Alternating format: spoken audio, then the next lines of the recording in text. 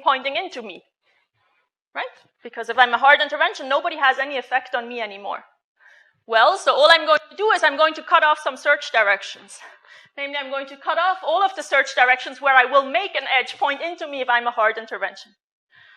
Okay, so and this is actually what you hope, right? That when you have interventional data, not only are you going to gain in terms of identifiability, but you're also going to gain in terms of computation time. And here you see this, right? We're just going to cut off search directions, and actually you can prove that that is consistent. Okay. So this is provably consistent for hard interventions, and a similar argument can be done, and sorry, my names are, a similar argument can be done for soft interventions, and a similar argument can actually also be done for unknown interventions. So while I'm doing the algorithm, I can actually also learn the intervention targets. Okay, so I'm greedily learning the intervention targets as I'm going around doing my greedy search on the space of permutations. So before I was assuming that if I have an intervention on node 1, I am given that node 1 is an intervention, so let's see. So here are my samples. Right, so I said, maybe this is empty set, so observational data, this is intervention on node 1, this is maybe intervention on nodes 1 and 2, etc. Now I'm telling you that this is interventional, this is observation, but I'm not telling you what I'm intervening on. That's unknown intervention target. So you can easily prove that I can identify the intervention targets if I just do all conditional independence tests. Right, so the interesting thing is that I actually don't have to do that beforehand, actually learn all these intervention targets by doing all possible independence tests, but I can actually just do it greedily along the way in the same algorithm. I'm just doing this greedy search on the space of permutations, and I can identify the intervention targets. So the data would just be like this, right? I know here I did something, here I did something, here I did something, etc., but I don't know what I did. And that's often the case. So why are we caring about this? So we actually don't really care about the completely unknown intervention target setting, but we care about the partially known intervention target setting, because when you do a knockout experiment, you usually have off-target effects. And so, just assuming that I know exactly which targets I hit actually doesn't work very well. So we really need to take into account this thing where we can also learn some of them along the way. Okay. So this is, so if you do this greedy search over space of permutations, so you gain something in terms of the observational setting, but definitely you gain something in terms of the interventional setting. And this was really the motivation for actually looking at this. And now, of course, you can ask me, well, what do you do when you have latent variables? When you have latent variables, then we don't have DAGs anymore, but we have posets. So we're just starting to do greedy search over the space of posets. You can actually define, again, a greedy structure over posets. Again, we can prove that the sparsest poset is actually the true one. Now, this proof is already pretty hard. We don't have consistency yet. So we haven't found a single counterexample where greedy search over posets doesn't work, but we want to prove it's actually consistent. Perfect. Okay, so we do apply it to genomics data. Maybe I don't say much about it, but this is the kind of applications that we care about. But what I want to say at the end, I think this is where all the open questions are experimental design questions. So now that we have these algorithms, I think the main question we get is, well, which interventions should one do? Okay, and so what is the kind of setting? Again, we're motivated by the biological applications.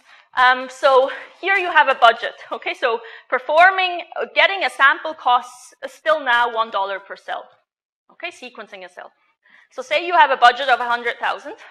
So now it tells you how much they invest for one experiment, right? 100,000 to 1 million cells is a pretty expensive experiment. And you also have some time constraint, right? Maybe you can do 4 rounds of experiments, like a postdoc's life is maybe 4 rounds of experiments. So then the thing is, okay, so for the first batch, which is maybe then 250,000 cells, now you have to tell me which interventions would you like to do, okay? Then you get to see that data, and now you can decide again, well, which interventions would you like to do next? And then the next ones, and then the next one. So that's the setting we looked at. Now, what are the kinds of things? Now, you can prove this is NP hard, right? You come up with the optimal strategy. But what you can use is submodularity, because, this is pretty obvious for interventions, right? If I have already a lot of samples for a particular intervention, getting one more sample there doesn't give me as much information as if I had only very few samples there. And so then you can come up with a strategy that is greedy, that you can actually compute, and that is close to optimal. and you know exactly how far away from optimal you are. Now let me tell you all of the things that we didn't do in this paper. So, and what one really needs to do for biological applications, we're only allowing single node intervention. Okay, so we're not allowing these things, which one can actually do. One can intervene on multiple nodes. We only have it for hard interventions. We don't have it for soft interventions. And we only have it for the setting where we're fixing in every round how many samples we get.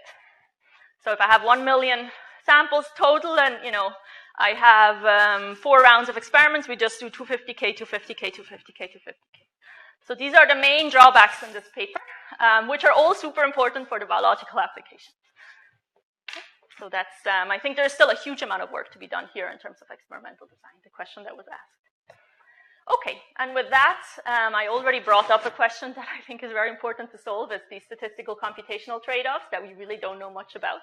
And then I just put a lot of references for anyone who would be interested in getting into this area, and I hope I ordered them somehow in terms of interventional and just observational, Markov equivalence class, et cetera, et cetera.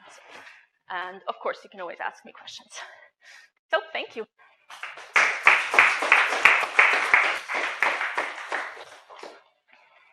Yeah. Thanks for the wonderful talk.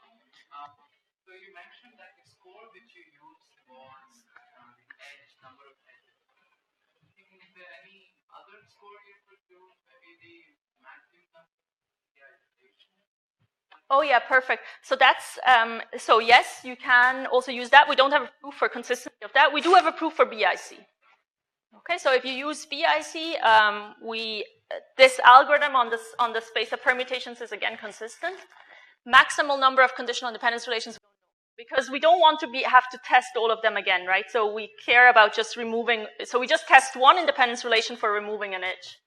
But of course, if you remove an edge, you might be introducing all kinds of other conditional independence relations. So this might be harder computationally, but actually it might be interesting because you might be able to, so we need assumptions for this to be consistent. They're provably weaker than faithfulness. Maybe with this score function, you're paying the price in terms of computation time. You might actually gain in terms of weakening the assumptions, which is exactly the kind of question I'm asking here, right? You might be actually somewhere else on this curve.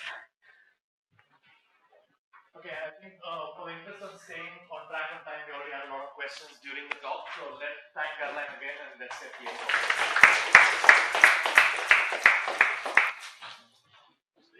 Good. Yeah.